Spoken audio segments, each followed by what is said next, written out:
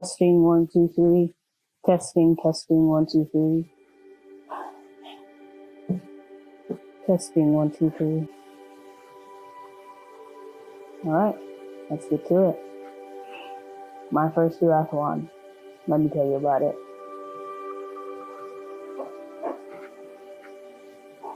The duathlon. Let's talk about it. Let's start here. I wake up the next morning, or not the next morning, the morning of the duathlon, and I'm excited. I'm nervous. I've never done a duathlon before. So, the night before I had nerves. The day of I had nerves. I was just really nervous about not hitting my numbers that I wanted to hit, which was 3 hours. And I don't know if I shared that with you guys. I think I told you guys that I wasn't timing it, but in my head I was saying if I can do it in 3 hours, that'd be great. Right? I wasn't giving myself like a big to do, but I was just nervous about the whole thing. Will I complete it? Will something go wrong? I think I was just really in my head before the race, and I think I was taking it a little bit too seriously, even though I knew it wasn't as serious as I was making it. But I woke up, I was getting ready, I was excited, and my bike was ready. And I forgot my helmet. She's like, all right, let's go to Walmart. I said, that's true, yep. The Walmart was right down the street.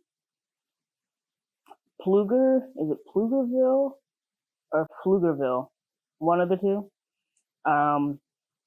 Texas is beautiful. Right north of Austin. Had everything around us. The Walmart was like 1 minute away, and it was basically on the way to the lake where the duathlon was happening. And so we picked it up, went, and I had a helmet.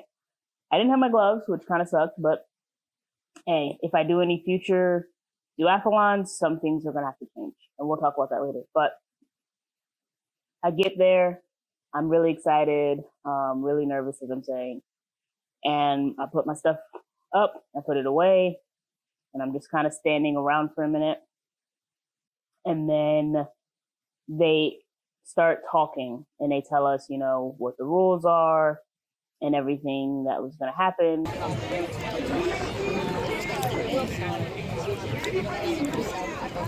Where you needed to, head to before you head to transition, all those things. It was just a great course. And it wasn't too hot. It was honestly in the 70s by the time I got there. I really, really enjoyed the race. And before I knew it, it was the start time. And so where I started was inside the transition area.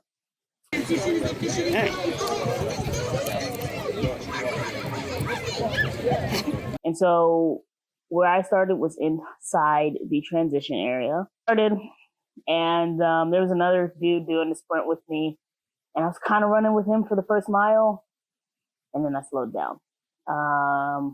But I did the first 30 miles in 33 minutes. So I'm really proud of myself on that one, to only be running for 5 months and do it in 33 minutes. I'll take it. I honestly shout out to the guy I was running with, because he was the reason that I probably ran that fast the first mile. Like, I was staying with him, which was crazy to me. I think the more practice I get, the more normal, of course, it'll be. But I just hadn't had enough practice at that time to be able to, I believe, sustain that for myself. But I'm very proud of myself to sustain it for as long as I did. So once I got back, did the transition, didn't really time my transition. I would say because I did everything, I would say maybe my transition was like a minute possibly maybe like 45 seconds because I was just so quick with it. Took off my shoes, put my biking shoes on, boom, boom, boom, put my helmet on, put that, and then like got my bike and left. And then we were on the course. So basically, actually, no, we weren't even on the course yet. You go from transition. So it would be about a minute and a half, I would say, each way. So because you had to go from transition area, which was very grassy, to the start of the bike course, which was a little ways. And so I'm running slightly because you're in bike shoes and you can easily slip and hurt yourself. So I'm kind of like speed walking to get to the start line and get to the start line, get on, we're going. Boom. We're pushing ourselves and we're getting over the hills. We're getting through the bike ride. You can see my start pictures. I don't record throughout any of this time. I was just really focused on getting the duathlon done. I think this was more about me enjoying the moment and being in the moment. Oh man, it was just a whole bunch of farmland. It was beautiful. I saw a bunch of cows, saw a couple of dead snakes, which makes sense. We're in the country. We're in Texas. It makes sense. But I was like, dang, there's a lot of snakes out here. I wouldn't have a house out here. I'd have an apartment if I lived out here. But nonetheless, like I said, that bike course was well thought out and it was well marked. So we got through that. We got through that in 47 minutes. And to be honest, if you guys think back to my 100 miler,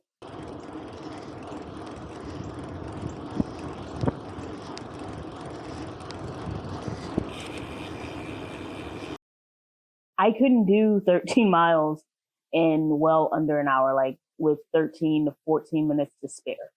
I couldn't do that then. So the fact that I was really on a 15, 16 mile an hour pace was amazing. And, but I did that in 47 minutes and that's on a gravel bike.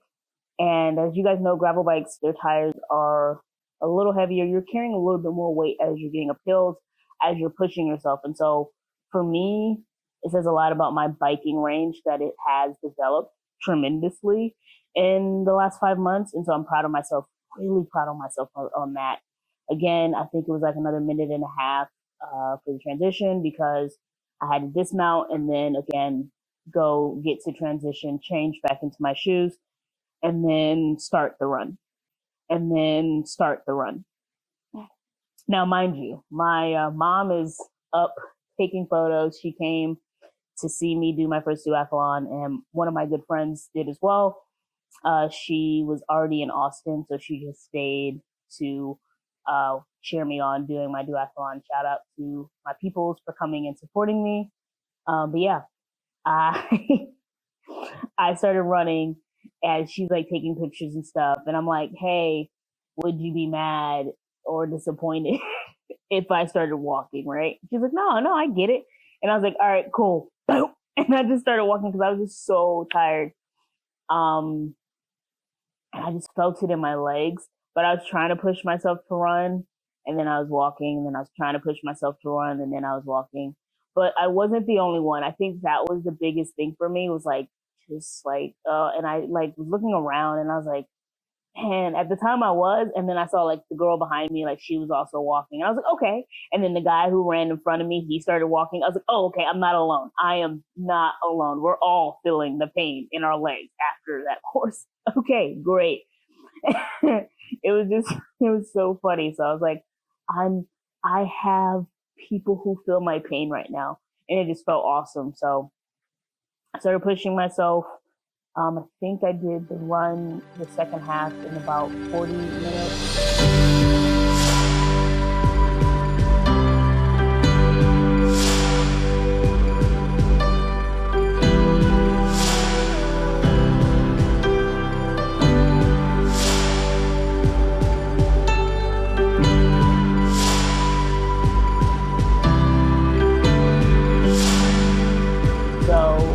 Altogether like 210 for 2 hours and 10 minutes for the actual event.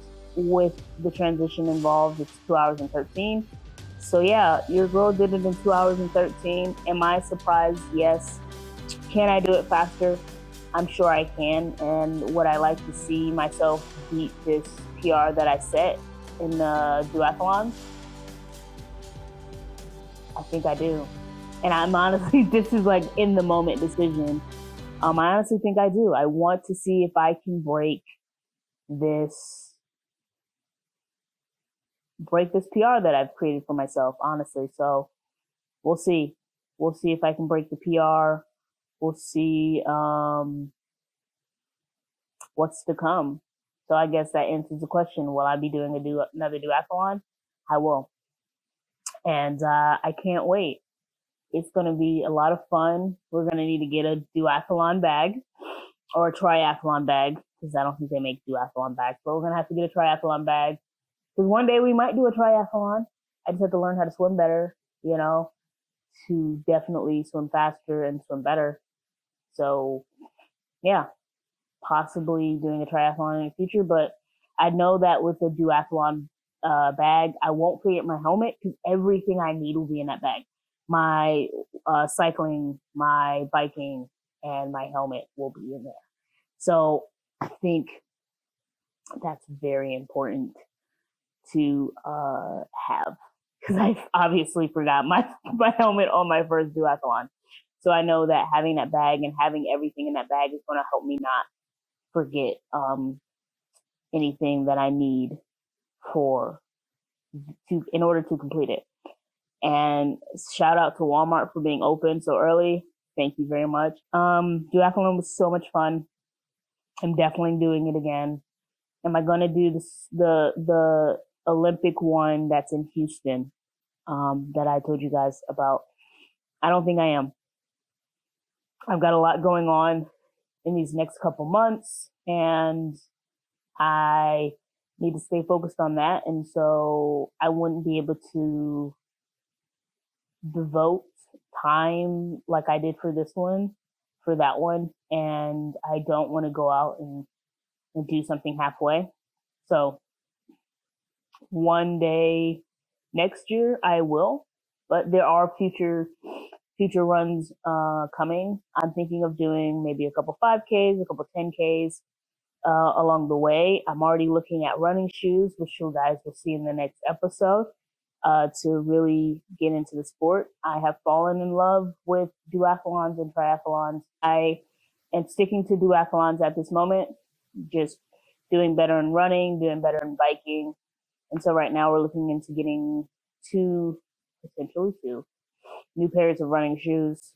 The ones I have, they're kind of too flat, and I need something that's a little bit more foamy, a little bit more better for my feet to be able to move a little bit quicker, and it's just better for my foot's a little bit flatter. So it's better for my foot overall for the short runs and the long runs. So I'm looking at Adidas, and that's all I'll say. I'm looking at Adidas right now. If you're following me on Instagram, I just put a poll up and you've already seen it. I wonder which ones you guys have chosen for me or if you guys chose both. We're looking at 5 and 10Ks and then just building from there. And I'm really excited because I used to hate running, strongly hated running, strongly. But now I slightly dislike running. So we're getting better. I feel like I'm getting closer to enjoying running. I do enjoy getting on that, getting on the treadmill and, pushing myself a little bit more. And I enjoyed running outside when I do and when I did. And so, we'll see. Running might go from a strong dislike to it ain't bad pretty soon. But other than that, it was a great duathlon. I had a lot of fun. Thank you for supporting me. Thank you for watching the episodes of my brick sessions, of my training. Honestly, it was a lot of fun. And I felt like because it wasn't as much pressure or as much to do as it is like the 100-miler, I was able to enjoy life a little bit more, and I didn't have to stress about getting out early or getting up early and going to bed at a certain time all the time, you know. And even though I already do that, particularly for myself, because I want to have a healthier life, it can just be super stressful when like all you want to do is sleep in and you want to take a break, or you want to go and do a later workout and still have time to do other things. Like the sprint one was one of those. I feel like the Olympic one, maybe not. Maybe a triathlon, maybe not. But right now, I think after the year of being so cooped up in the gym and outside and on a bike, I needed something like this that wasn't too serious, that I could also still enjoy my life while I'm doing the training. And it was really fun. I had a good time, and I was able to do things like go to New Orleans in between, go see my sister and my nephew in between, and multiple other things that I got to do while training for this in these last couple months. And still to come out under the 3 hours. My mom's like, I knew you were going to do it in 3 hours. I thought you could have maybe did it in 2. And she's probably right. And I know if I train more, I'll be able to do it. So we're going to train a little harder, and we'll see what next year's duathlon is and where it's going to be. I don't know. It may not even be in Texas. Maybe on the East Coast. Stay tuned to find out. All right. I'll see you guys next week for a new episode. Please go down below and tell my doggy a happy birthday. He is 15 today. He is getting old. But thank you guys for joining me, and I hope I inspired you to also do a duathlon, triathlon, or anything. Like, be the average Joe. That's what I am being. I'm the average hybrid athlete, and I just enjoy getting out there and trying new things and trying it for myself and challenging myself.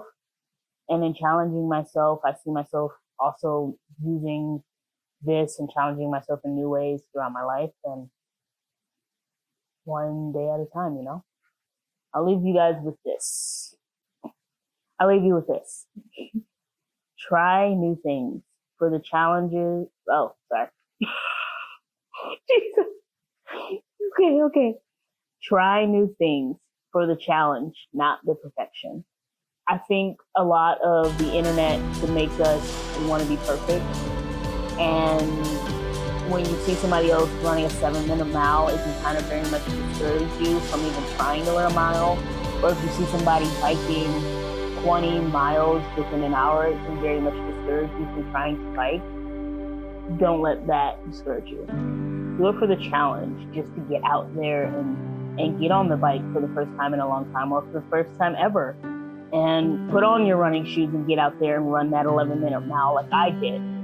Because it's not about how long it took you. It's about the fact that you got out there and you completed it. So get out there and challenge yourself, because you can do it.